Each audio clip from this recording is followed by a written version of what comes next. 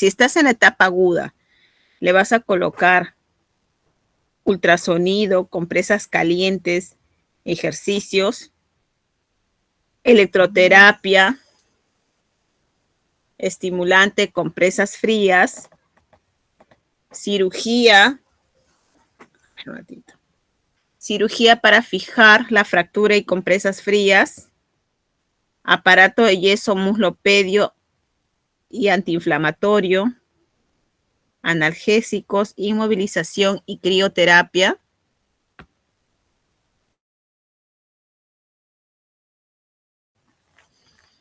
¿Cuál marcarían ustedes? Dice paciente que tiene pues no una fractura por abulsión. ¿Cuál sería el tratamiento rehabilitador? Cuando a ustedes les hablan de rehabilitación, pues sabemos que vamos a emplear los agentes físicos. Entonces, y si les hablan de una etapa aguda, ¿no?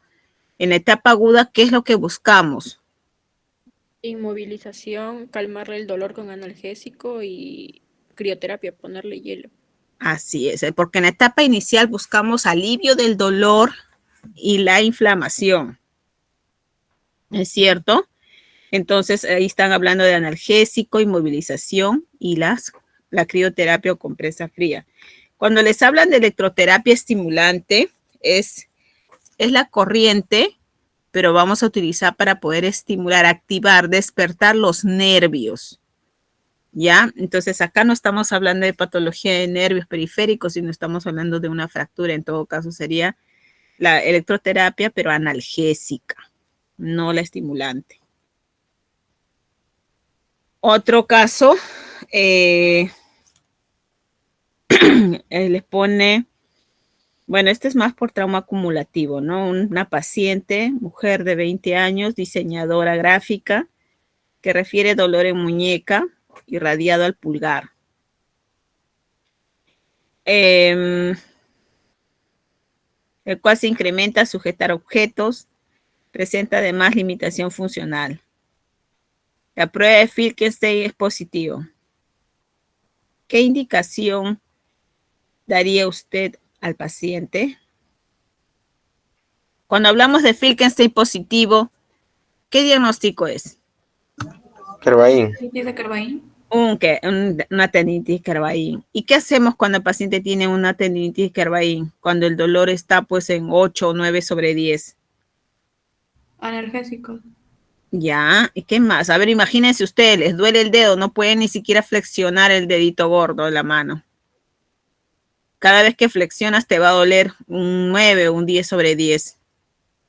¿Qué harías? Si con el movimiento te duele, ¿qué tienes que hacer? Inmovilizar.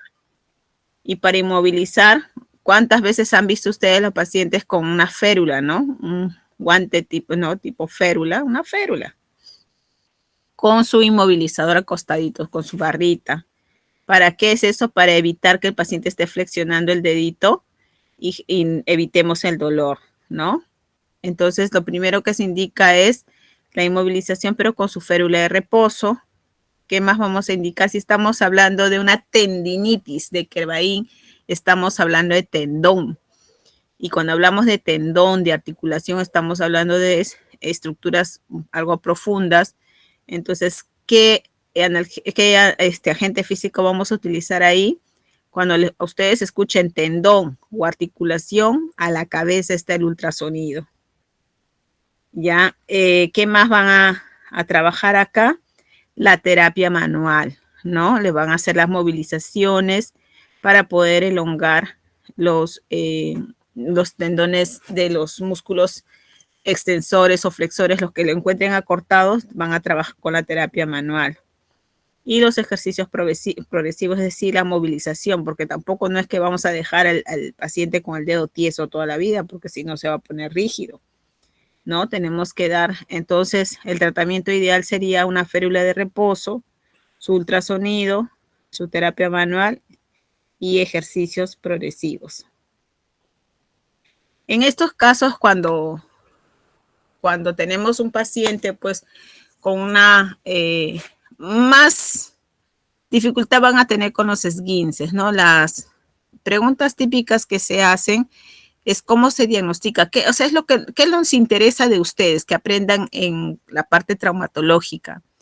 ¿No? Que primero el paciente debe ser evaluado por el traumatólogo para que tenga su diagnóstico definitivo. Sea un esguince, sea una tendinitis, sea una fractura, el traumatólogo tiene que evaluar, pedir los exámenes auxiliares pertinentes para poder hacer el diagnóstico. Una vez que tiene el diagnóstico, recién entramos los rehabilitadores allí. Entonces, ¿qué es lo que le sirve a un traumatólogo para poder hacer diagnóstico? Si es fractura, la radiografía. Si es lesión de partes blandas, los exámenes más específicos, ¿no? Definitivamente, el examen más específico es la resonancia.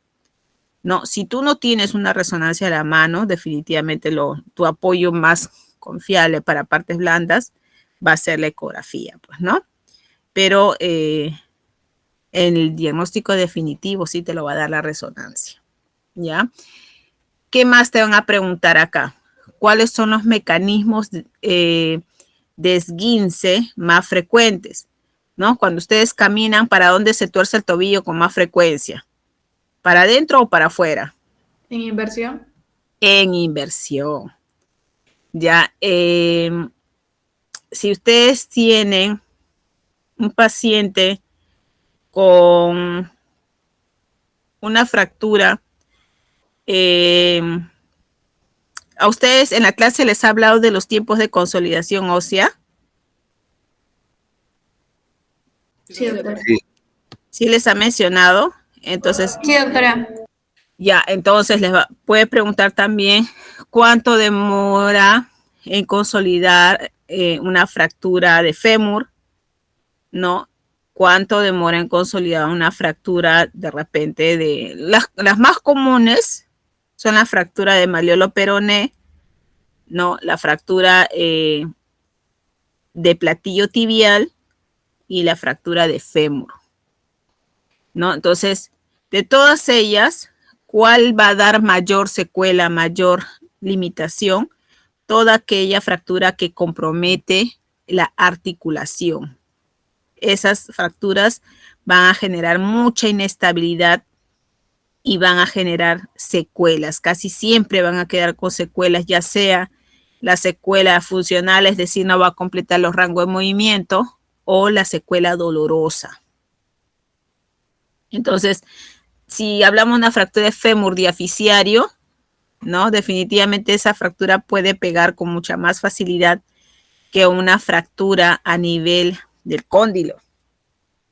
Si hablamos en la tibia, las fracturas más frecuentes son a nivel distal, pero si se fractura a nivel de platillo tibial, esa fractura va a dejar mucha inestabilidad. ¿Ya? Con respecto a esto, a la parte traumatológica, lo van a sacar más por descarte y porque ustedes también ya han hecho la rotación, pues, por traumato, ¿no? Por la parte traumatológica. Y es más saber qué examen pedir, cuáles son los mecanismos de lesión, pues, ¿no? Para causar un esguince. Los tiempos de consolidación les va a preguntar, pero como caso clínico puede ser, como les digo, lo más frecuente, ¿no? Es la fractura de fémur, malleolo peroné y platillo tibial. Y en partes blandas, ¿no? Los esguinces, el desgarro del manguito rotador, ¿no? Que son las patologías más frecuentes en las partes blandas. Y ya saben, toda lesión en hueso, radiografía. Toda lesión en parte blanda, resonancia magnética. ¿Ya? Ahora vamos a ver un poquito más de qué cosa nos toca ver. Allá en la parte reumatológica. La parte reumatológica lo van a relacionar más pues con los cuadros de artrosis, de artritis reumatoide, ¿no? Lo que es ¿qué más han visto ahí? En esos casos, si vamos a diagnosticar, por ejemplo, una artrosis, ¿qué examen vamos a solicitar para una artrosis? El examen más básico.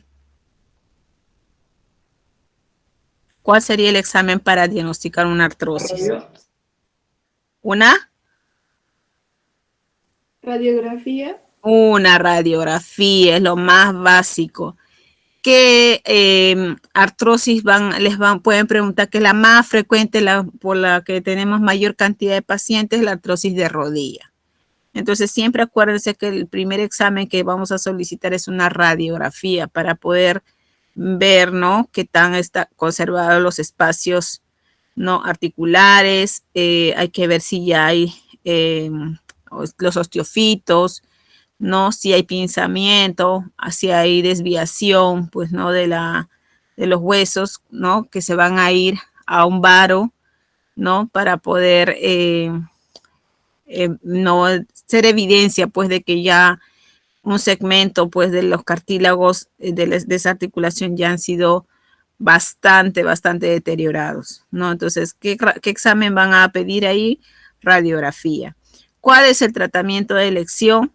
Es como todas las algias que hemos mencionado durante todo el tiempo, ¿no? Ver en qué etapa está. Si vemos una rodilla hinchada, ¿no?, vamos a tener que poner compresas frías, su corriente analgésica, su ultrasonido, si es que vemos que también tiene tendinitis anserina, rotuliana, si sospechamos que además de la artrosis de rodilla tiene algún problema de ligamento, el ultrasonido no nos puede faltar. Ya, las movilizaciones, el fortalecimiento muscular, ¿no?, y mejorar el patrón de marcha en estos pacientes. Las artrosis, ¿no?, grado 1, grado 2, podemos indicar con total facilidad, de total, con una esperanza casi pues a un 90-95% de que el paciente va a mejorar.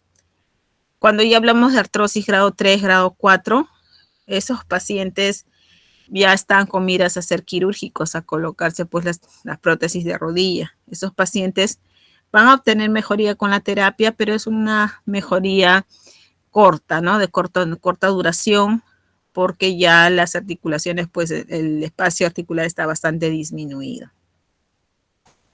Bien, en lo que es la clase de rehabilitación del paciente hemipléjico, ¿no?, eso sí lo habíamos repasado con los grupos.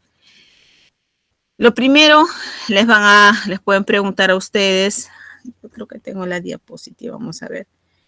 Les van a preguntar cuándo iniciamos el tratamiento rehabilitador de un paciente hemipléjico. El tratamiento rehabilitador inicia lo más pronto posible. Solo requieres estabilizar funciones vitales. Es decir, antes de las 24 horas ya puedes empezar con la terapia de rehabilitación. Pero eso sí, sabemos de que la terapia de rehabilitación que vamos a indicar en un paciente en estadios iniciales no es pues que lo vamos a mandar hacia fortalecimiento muscular, sino son los cuidados ortopédicos, ¿no?, funcionales, las posturas en cama. Hay que ver que el paciente tenga una posición adecuada para el lado del brazo pléjico, para evitar pues que se luxe, ¿no? Tenemos que trabajar la parte de la respiración diafragmática, ¿no?, y sobre todo los cambios posicionales para evitar las complicaciones como la aparición de úlceras por presión. Ya, luego se ve las fases del paciente hemipléjico, ¿no?, las fases de evolutivas. Al comienzo, pues el paciente va a cursar con una etapa flácida y su mismo cerebro durante todo el proceso de la recuperación, ¿no?, por mecanismo de la neuroplasticidad, va a ir recuperando el tono, pero habíamos dicho de que el tono muscular, no, esa espasticidad no va a ser bien regulada porque se perdió el control a nivel del sistema nervioso central. Ese ACV dañó el control de nuestro cerebro. Entonces, ese tono va a ir incrementándose, pero no tiene un tope hasta dónde va a incrementar el tono. O sea, no es que ya mi paciente está caminando y ya hasta acá nomás aumenta el tono de forma automática, no, se perdió el control. Entonces ese aumento del tono puede seguir incrementando y llevarlo a una rigidez articular a nuestro paciente.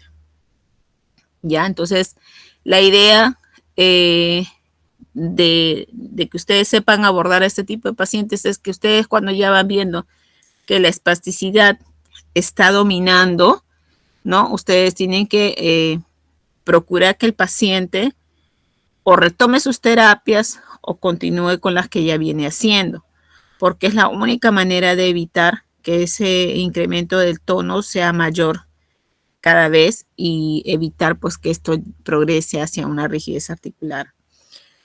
Luego, vamos a ver acá. Había una lámina que les mostré, no sé si lo han vuelto a repasar, sobre... Sí, Disculpe, dime. ¿nos está compartiendo las diapositivas? No, ahorita lo voy a compartir recién. Ya, entonces había una diapositiva que les mencioné en la práctica. Espérame, ahorita se los paso.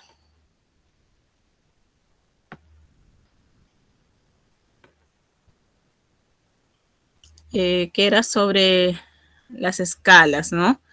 La escala de Ashworth, ¿no? En este caso, la doctora que hace esta clase es la doctora Wong, si no me equivoco, ¿ya? Y a ver, acá se las voy a compartir.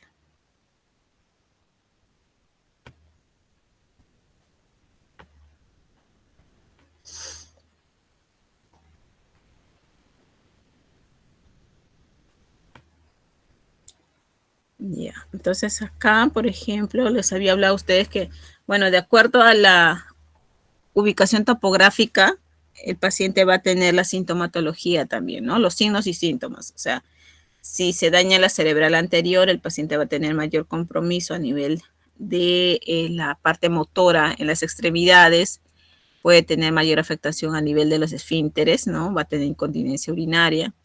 Si se afecta la arteria temporal o cerebral media, perdón, va a dañar más la parte de la comunicación, ya sea el lenguaje verbal o comprensivo, la parte de la audición, la parte de la memoria, porque todo ello va a irrigar pues la parte del cuerpo calloso, ¿no?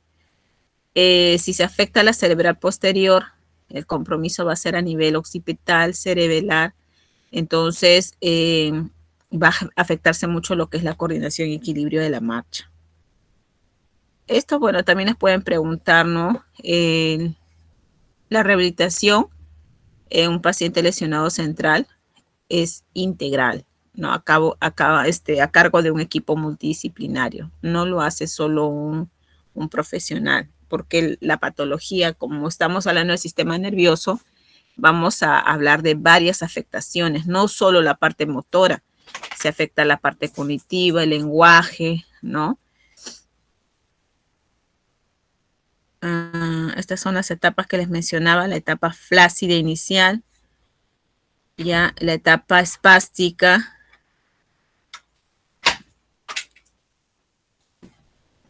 esta es la escala que les decía, Ashworth modificado, eso sí se lo tienen que saber bien porque de acá he visto en los dos últimos exámenes que les ponen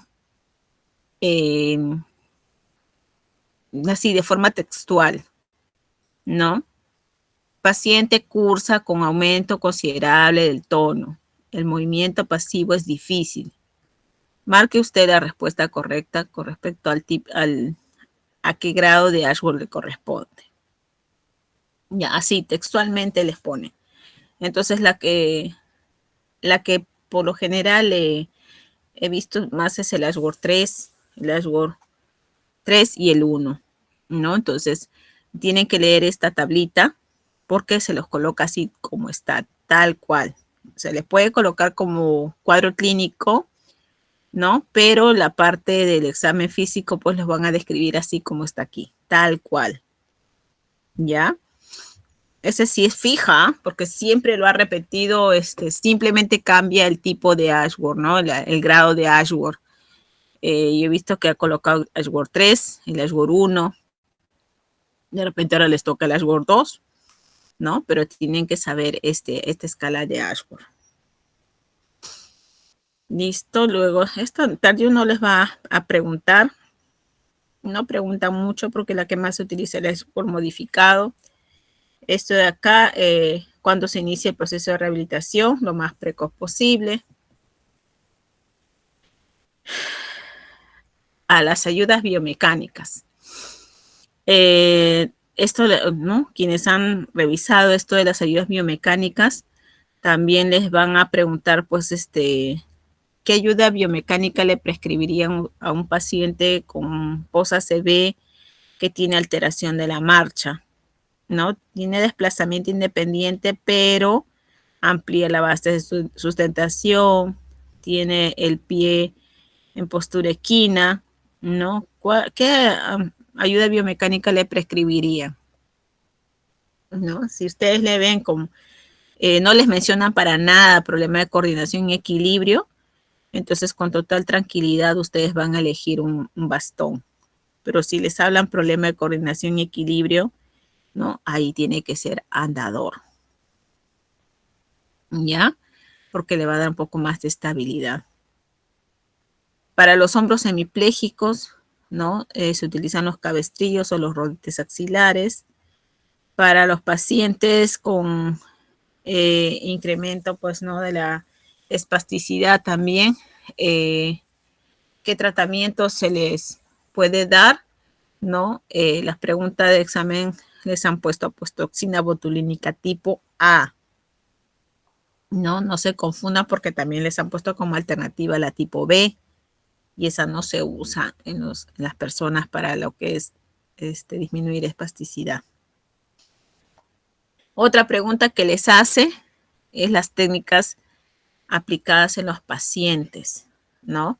Las técnicas pueden ser el BOBAT, el CABAT, el BOITA, ¿no? Y el Brunstone. Entonces ahí les pueden poner, ¿no? Las técnicas, les pueden poner Tardieu, Ashworth, y sabemos que esas no son técnicas, esas son escalas. ¿Ya? Las técnicas que utilizan los licenciados para poder trabajar a un paciente espástico, ¿no? Es el CABAT, BOBAT, el Brunstone, BOITA. Esto no creo que les pregunte estas cosas. Ya, si tienen un paciente con a predominio, la limitación funcional está a predominio braquial, quiere decir que es a predominio de miembros superiores. Ya, entonces va a haber hemiplejías a predominio crural, miembros inferiores, o a predominio braquial. ¿Qué quiere decir eso? Que la mayor torpeza motora lo tiene en la zona que se está mencionando, ¿no? Si hablamos de braquial, la mayor torpeza motora lo tiene en miembro superior. Si hablamos de a predominio crural, estamos hablando que la mayor afectación está a nivel de miembro inferior. Entonces, si estamos hablando de miembro superior, ¿no? Estamos hablando de limitación de actividades básicas como el vestirse, el abotonarse, el poder alimentarse. Para eso nos sirven los miembros superiores. Entonces, ¿qué terapia vamos a indicar a estos pacientes, ¿no? Para poder recuperar la realización de las actividades básicas de la vida diaria? Es la terapia ocupacional, ¿no? Que es básico para estos pacientes para que puedan realizar las actividades, ¿no? Que cotidianamente realizaban, pues, ¿no? El poder prepararse un sándwich, un pan, el poder coger su taza con total independencia, el poder consumir los alimentos, el poder colocarse, ¿no? Ponerse una prenda, un polo, una camisa, el poder sacárselo. Todo esto va a trabajar terapia ocupacional. Eso también les preguntan. Más nada en eso. Les hice unas preguntas también la anterior vez. ¿Cuál es el principal problema con el que cursan los pacientes lesionados centrales que se adhieren al tratamiento rehabilitador? El principal problema psicológico es la depresión. Ya le sigue la ansiedad, ¿no? Y estos problemas son los causantes del abandono de las terapias o de la falta de voluntad para poder continuar las mismas, ¿no? Entonces, para nosotros es muy importante el abordaje del psicólogo en este aspecto porque si es que no se logra, pues, motivar al paciente para que pueda continuar, muy poco vamos a poder ayudar en la recuperación de su funcionalidad. Bien. ¿Qué trabajamos en un paciente lesionado central? La recuperación motora, que vuelvan a recuperar su independencia funcional, que puedan hacer por sí solos las cosas que realizaban desde antes, ¿no? Del accidente o del ACV, que vuelvan a recuperar su vida, ¿no? Sus actividades cotidianas y sobre todo que tengan calidad de vida. ¿Listo?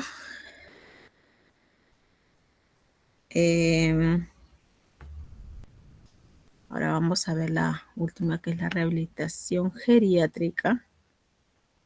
Vamos a ver. Ese está en el 2025.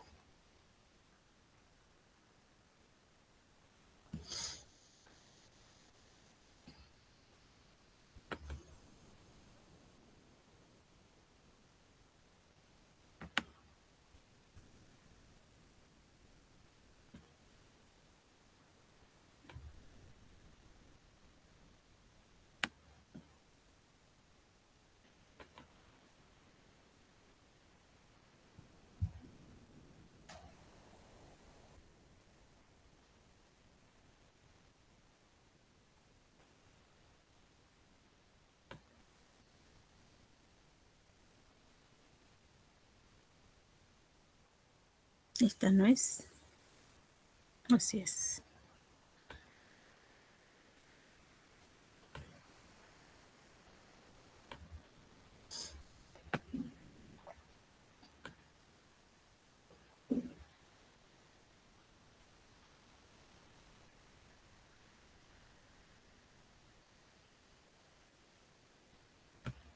Listo, ¿están visualizando la diapositiva?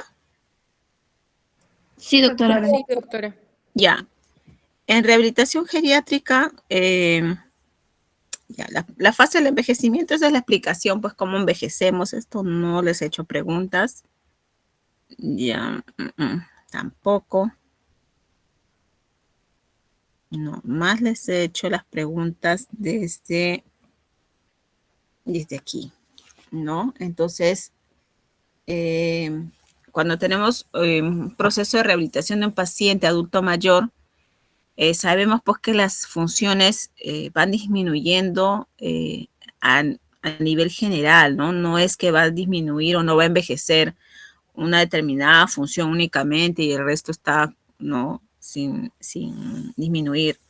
No, entonces ellos van a tener que ser abordados también, al igual que en el paciente lesionado central, con un abordaje multidisciplinario, porque no solo son dolores, sino también se va a afectar pues la parte de la memoria, la parte del lenguaje, la parte cognitiva.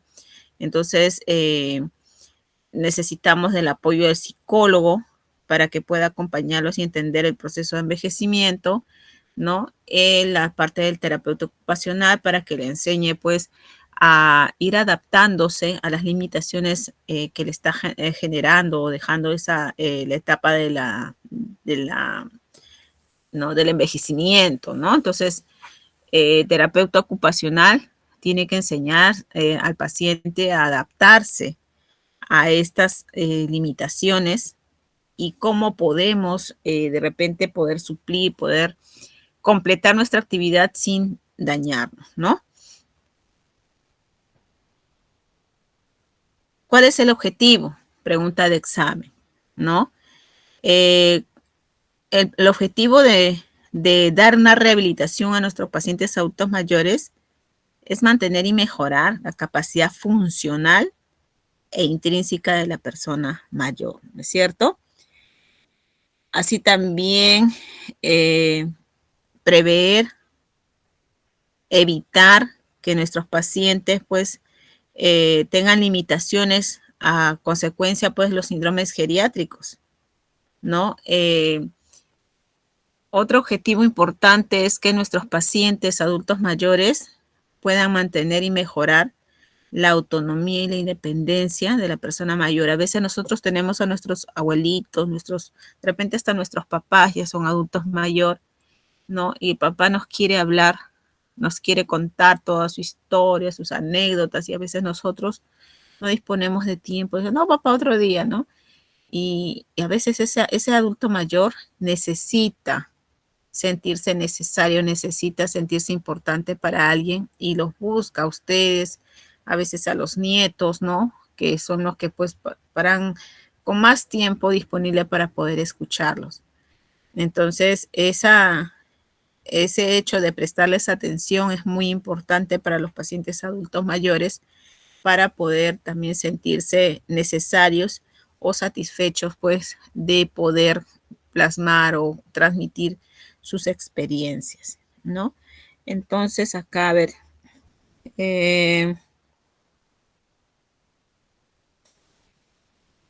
vamos a ver. Les he puesto algunas preguntas, quiero verlas, quiero recordar.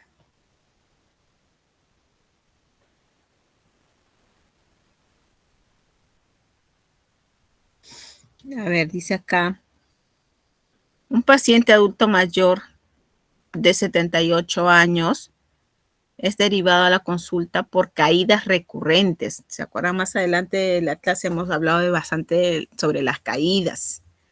Un problema muy frecuente en nuestros pacientes adultos mayores. A veces una simple caída, ¿no? Yo tenía una pacientita de 72 años, muy activa, bailarina, ¿no?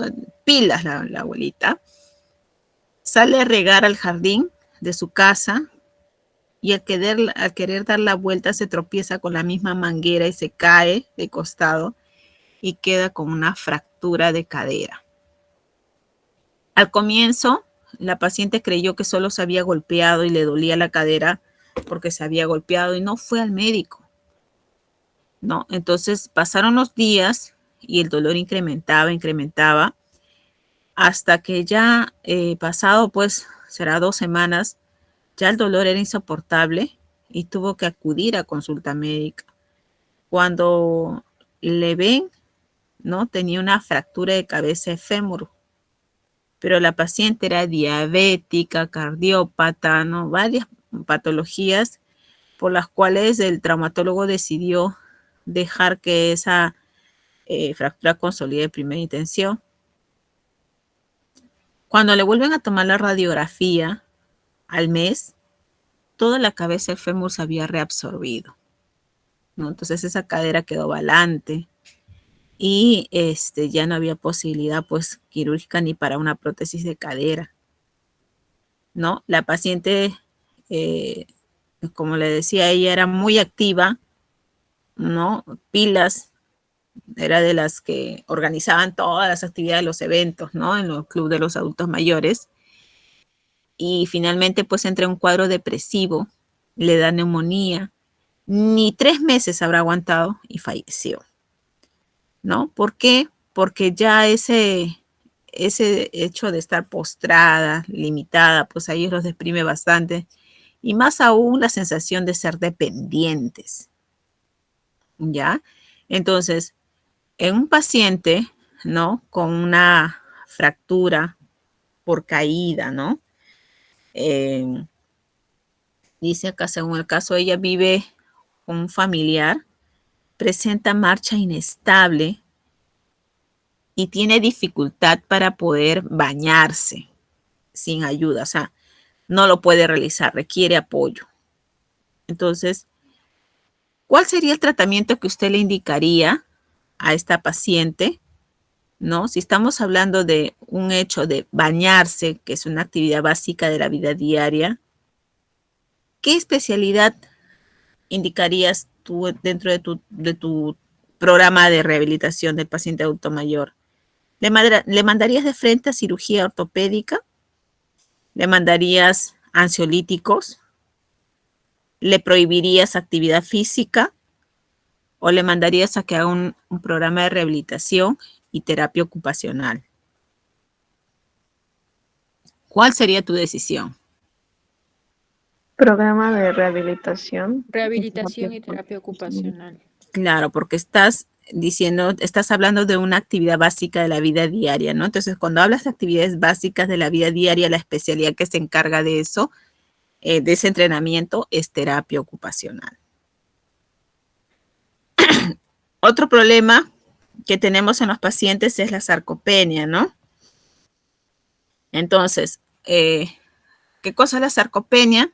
La pérdida de masa muscular, a una velocidad, pues, no esperada, ¿no es cierto? Entonces, a ustedes yo les planteo una pregunta que dice, ¿no? Un paciente varón, ¿no? Que acude a consulta en compañía de su familiar, quien refiere que ha perdido fuerza para poder caminar, ha dejado de hacer sus ejercicios, permanece sentado o acostado la mayor parte del tiempo, ¿no? Y a la hora del examen físico, ustedes se cercioran de que la masa muscular está bastante disminuida y a la hora que le hacen caminar, tiene una marcha muy lenta, ¿no? Y tiene hipotrofia del glúteo medio. ¿Qué diagnóstico plantearían ustedes? Si estamos hablando de todo este cuadro clínico, ¿hablaríamos de demencia, de Parkinson, de hipotiroidismo o de sarcopenia? Sarcopenia. De sarcopenia, ¿no es cierto? Realmente las preguntas que yo les he hecho están ahí las respuestas, ¿eh? No es ni para dudarlo. Ya, vamos a ver acá. Ahora nuevamente a la diapositiva. Ya, entonces acá están los síndromes geriátricos más frecuentes, ¿no? Con los que vamos a tener que lidiar, pues, en estos pacientes adultos mayores, ¿no? La sarcopenia, problema muy frecuente en nuestros pacientes, causante, pues, de la debilidad, de la postración de nuestros pacientes, porque al perder masa, se pierde fuerza. Y al perder fuerza, se limitan las actividades básicas, como, por ejemplo, el poder deambular, ¿no?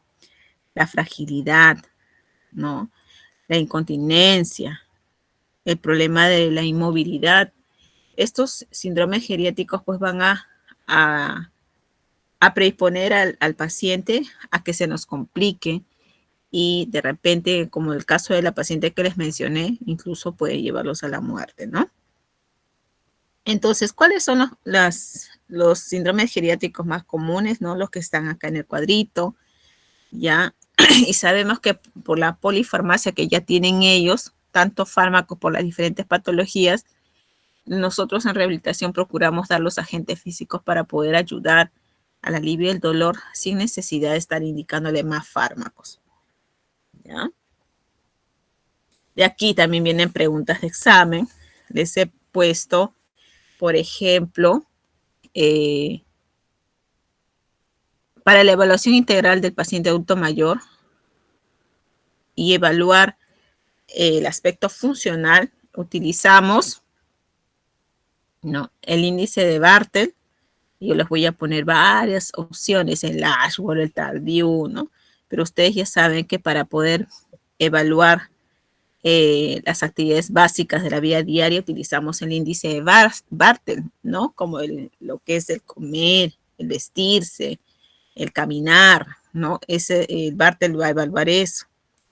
Y cuando hablamos del Lawton-Brody, ¿no? Este instrumento nos va a permitir evaluar todas las actividades instrumentales de la vida diaria, el contar dinero, ¿no? El utilizar algún objeto que me permita desarrollar una actividad básica, ¿no? Entonces ahí, por ejemplo, en la parte, ¿qué cosa les había puesto? A ver. Ya, paciente varón con antecedente de TBC y problema de artritis reumatoide, refiere dificultad para poder realizar sus actividades básicas de la vida diaria. Actividades básicas de la vida diaria, como el vestirse, el alimentarse. ¿Qué instrumento se usa para poder cuantificar su nivel de dependencia? ¿qué instrumento utilizamos para poder evaluar las actividades básicas de la vida diaria que les acabo? Así es, Bartel. Y si yo les dijera, el paciente, ¿qué instrumento utilizaría de repente para poder hacer una llamada, utilizar su WhatsApp? ¿Qué escala utilizaría? Lawton Brody. Lawton Brody, porque estás utilizando un instrumento, un objeto para poder realizar las actividades. Si a ustedes se les pide, por ejemplo, que prepare comidas, no que coma, que prepare, que mueva, ¿no? Que mezcle. Si va a preparar la comida, ¿con qué escala vamos a medir esa actividad? Lawton Brody. Lawton Brody. Y si yo les hablo de que el paciente, ¿cómo voy a evaluar si el paciente come o no come? Si es dependiente o no es dependiente para la alimentación. Ese es Bartel. ¿Ya? Entonces, la diferencia entre ellos dos es el mecanismo, ¿no? Hay un intermediario, hay un objeto de por medio. ¿Ya? Entonces, en las preguntas yo les he puesto así. ¿Se entiende? Pero tienen que saber, pues, ¿no? Si yo les pregunto a ustedes, el paciente adulto mayor con múltiples enfermedades, polifarmacia y dependencia parcial para poder realizar sus actividades instrumentales, ¿qué elemento es esencial antes de iniciar su programa de rehabilitación? O sea, cuando yo voy a indicar un tratamiento rehabilitador a este paciente, yo tengo que hacer primero la valoración geriátrica integral, porque tengo que saber si mi paciente, ¿no? Todas las escalas que hemos visto ahí, tengo que saber si mi paciente es funcional o no lo es, ¿no? Lo que veníamos repasando acá, ¿no? Si es funcional, ¿es dependiente o es independiente? En la parte cognitiva, si me va a responder a las órdenes o no me va a responder. De repente está postrado, es un adulto mayor, pero está en cama y no me responde ni a estímulos visuales, ni a estímulo táctil, no me va a responder a nada. En el aspecto emocional, ¿está cursando con algún cuadro depresivo o no lo está haciendo? ¿Está bien nutrido o no lo está? ¿Me va a tolerar hacer ejercicio si yo tengo un paciente con una anemia grado de 8? En el aspecto social y ambiental, yo tengo que saber si mi paciente cuenta con el apoyo para poder venir a las terapias o no lo cuenta. Si el paciente está atendido en casa o no lo está. Entonces, para poder yo empezar mi programa de rehabilitación, yo tengo que hacer una evaluación integral de este paciente adulto mayor y saber en qué condiciones me va a entrar al programa y para poder nosotros decir al final qué hemos logrado en este paciente, ¿no?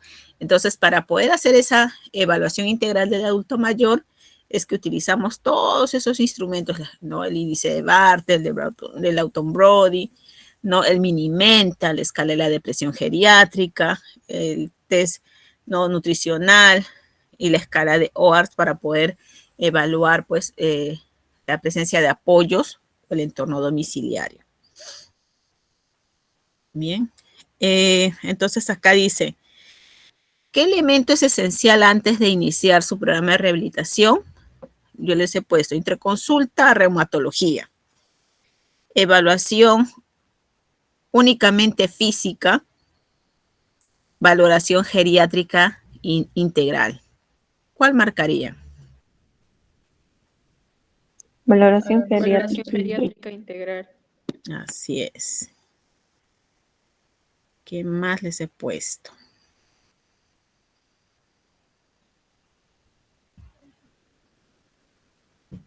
¿Cuál es el objetivo principal de la rehabilitación geriátrica? Mantener y mejorar su capacidad funcional. Ya. Muy bien. Uno de los objetivos será prevenir enfermedades infecciosas. No. No.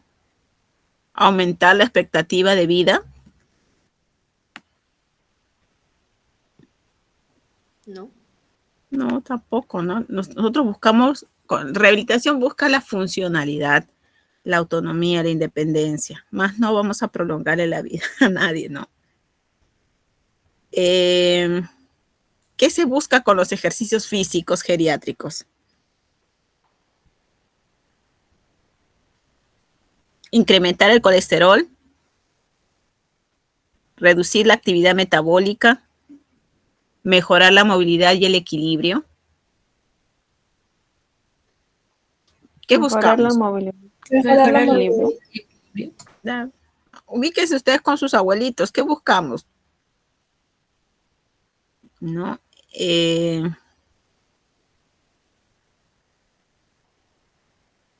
Allá, ¿cómo vamos a evitar las caídas? Ahí viene otra pregunta también. ¿Dónde está la lámina? Acá está. En las caídas, ya, esta está bien. Acá no les he puesto, ahí está, riesgo de caídas, ¿no?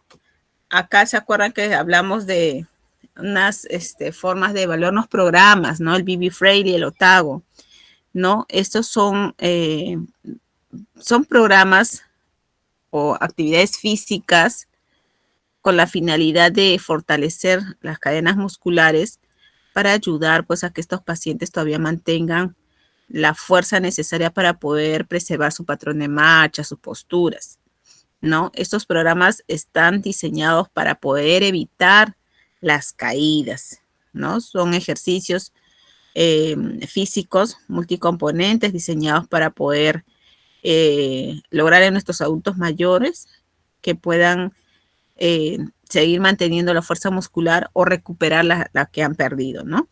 Entonces, el objetivo de estos programas era evitar las caídas, ¿no? Y para poder alcanzar el objetivo, estos programas plantean de que los ejercicios deben de realizarse más de 50 horas por mes. ¿Ya? Entonces, según los estudios, ¿no? Esos programas han logrado reducir el riesgo de caídas en los pacientes de 65 años en un 30% y lo ha reducido al 50% en un paciente de 80 años. ¿No? Entonces, estos programas son ejercicios, ¿no? Que combinan pues el entrenamiento de lo que es la fuerza muscular, la resistencia, el balance y la marcha. ¿Ya? Según esto, o sea, toda esa valoración geriátrica integral nos va a permitir, pues, poner en práctica las capacidades de cada uno de nuestros pacientes y se evalúa, ¿no?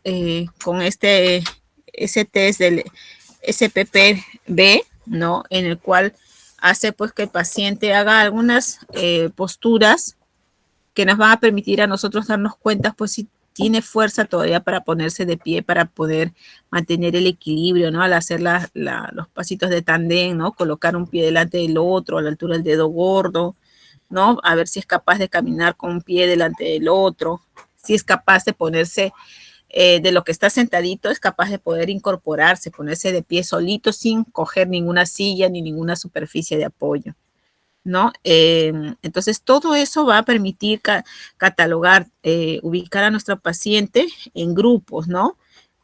Según una valoración funcional, lo van a agrupar pues en aquellos pacientes que tienen mucho compromiso, o sea, personas con discapacidad, aquellos pacientes frágiles, o sea, que tienen bastante riesgo, pacientes prefrágiles o pacientes autónomos que todavía pueden ser independientes y poder realizar sus actividades con un bajo riesgo, ¿no? Para eso nos permite, nos sirven estos programas para poder ayudarnos a valorar, a evaluar y valorar a nuestros pacientes adultos mayores para poder indicarles algún programa de ejercicio sin generarle pues frustración para que al no poder realizar determinadas actividades, ¿no? Según sus capacidades se le va a exigir, se le va a indicar un programa. Entendamos también de que dentro de esto pues también se evalúa pues la parte de las comorbilidades. Definitivamente pues un paciente que es operado de repente de un marcapaso, de repente de algún problema pues pulmonar, ¿no? Ya va a tener algunas capacidades no restringidas, entonces estos pacientes también se van a tener que ubicar de acuerdo a lo que van a poder responder, se le va colocando en uno de estos grupos para poder indicarle el programa más adecuado según lo que se encontró en la valoración geriátrica integral. Ya, entonces según esto, dice, allá, vamos a seguir ese de acá un ratito.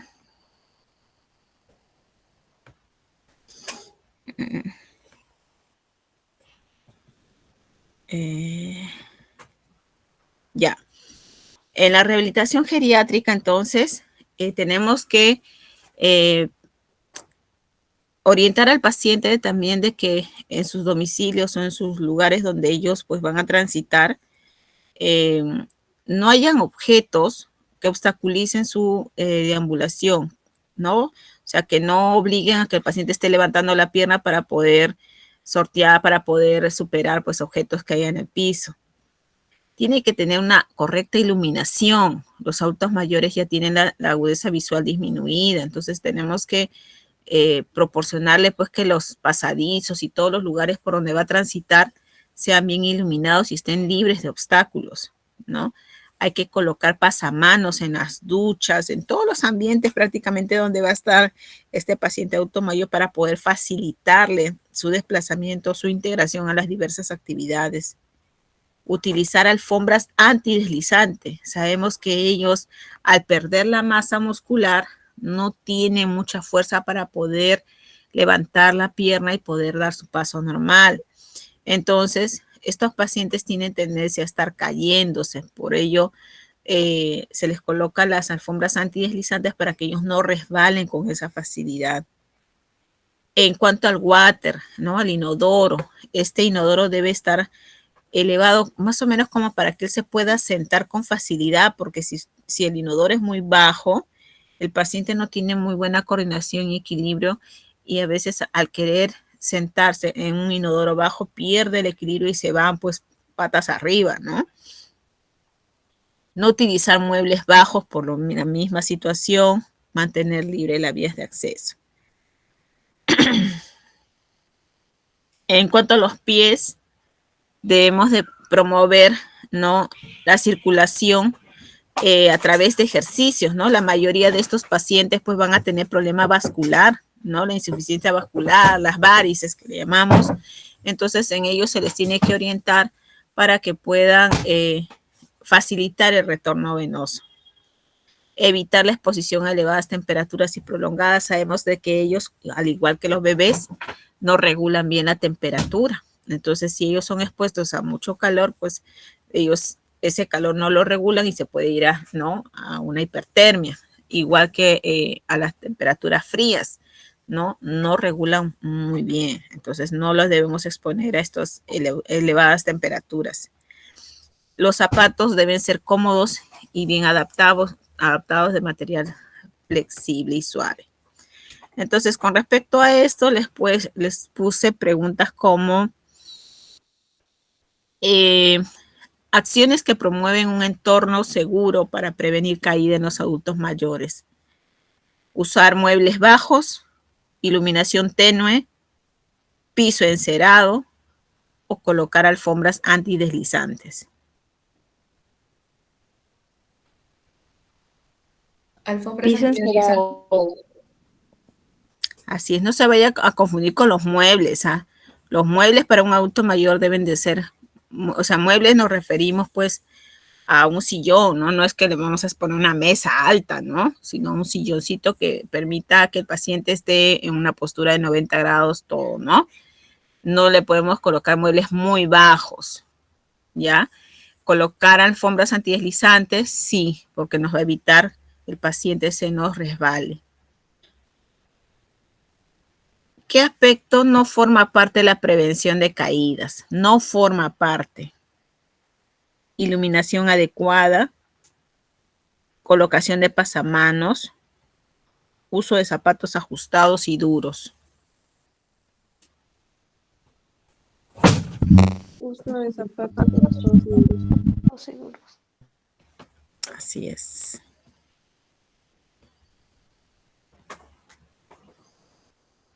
Así es.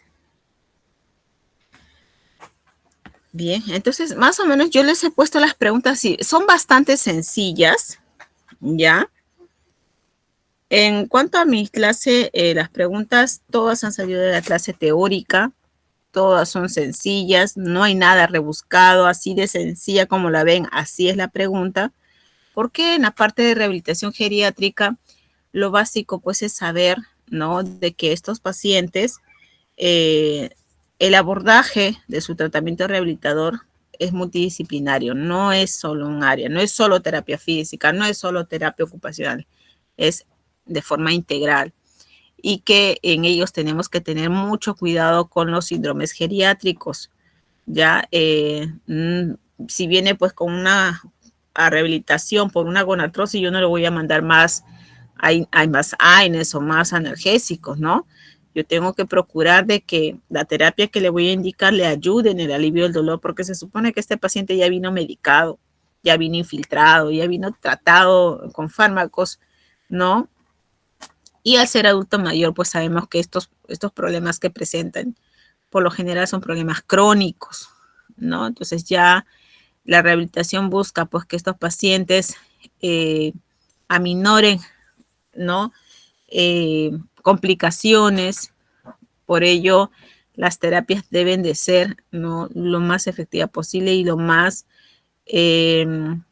cercano a la necesidad que tengan cada uno de ellos, ¿no? Acá el adulto mayor, al igual que cualquier paciente, también va a tener comorbilidades como cáncer, va a tener problemas, pues, de portadores de prótesis, ¿no? O sea, de cadera, rodilla, marcapasos, ¿no? Entonces tenemos que armar nuestro programa de rehabilitación, pero teniendo en consideración todas esas comorbilidades que tiene el paciente para poder armar un buen programa, ¿no? Y también que a la hora que prescribamos el ejercicio, sea un ejercicio que el paciente pueda realizar.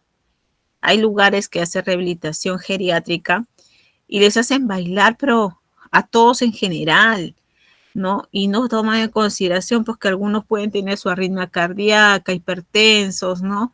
O de repente son pacientes que recién están después cirugía cardiotorácica y la idea no es, o sea, indicarles pues que hagan una actividad física sin saber su valoración geriátrica inicial, ¿ya? Entonces, todo esto nos va a servir para que nosotros podamos evaluar al término de las terapias si realmente estamos ayudando o no al paciente. Yo a todos mis pacientes, ¿no?, que vienen por gonartrosis, sobre todo, siempre les digo, vamos a trabajar hasta probablemente 3 ciclos de terapia. Usted es el mejor juez, usted es el que nos tiene que indicar si ha habido mejoría o no, porque si no hay mejoría, nada vamos a hacer indicándole un cuarto ciclo, un quinto ciclo, porque el avance o la mejoría va a ser la que consiguió con el último ciclo de terapia y no vamos a avanzar más. Entonces, si la mejoría que usted ha tenido es mínima y no se le ha ayudado mucho, tiene que regresar con su médico tratante, ¿no?, para que le plantee otra alternativa. De repente ya requiere su infiltración con ácido hialurónico, que probablemente le va a ayudar un poquito más que incluso la rehabilitación. Si ya una vez que le aplican su ácido hialurónico, ¿no?, lo mandan nuevamente para rehabilitación, nosotros gustosos lo recibimos y empezamos a trabajar, pero ya el paciente viene con otro cuadro que es distinto al que vino inicialmente. El dolor probablemente disminuya o ya no sea el mismo tipo de dolor que tenía al inicio, ¿ya? Entonces, por eso se hace estas valoraciones geriátricas integrales para poder hacer un seguimiento y saber si realmente estamos ayudando o no a este tipo de pacientes. Bien, ¿alguna duda al respecto, chicos?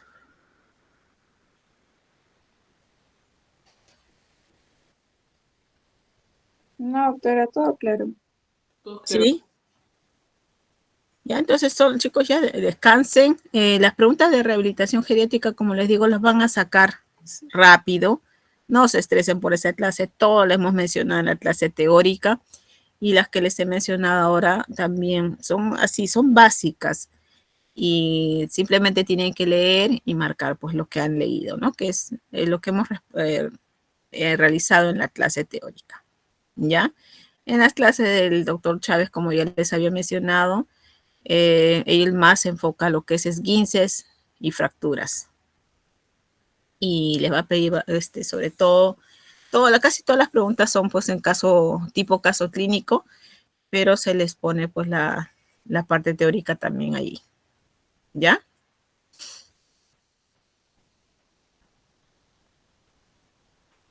Muchas gracias, doctora. No, a ustedes, chicos, Gracias, doctora.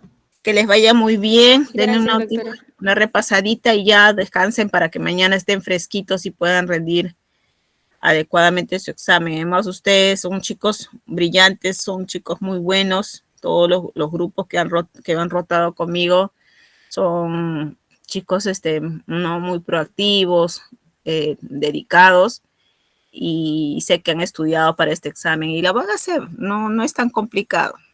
Todo les va a ir muy bien. Listo, chicos, que tengan bonita noche, a descansar. Mañana es un bonito día y a salir exitosos en su examen. Gracias, Muchas doctora. gracias, doctora. Gracias. Gracias, doctora. Gracias, doctora. Buenas noches. Gracias, doctora. Gracias, doctora. Buenas noches. Buenas noches.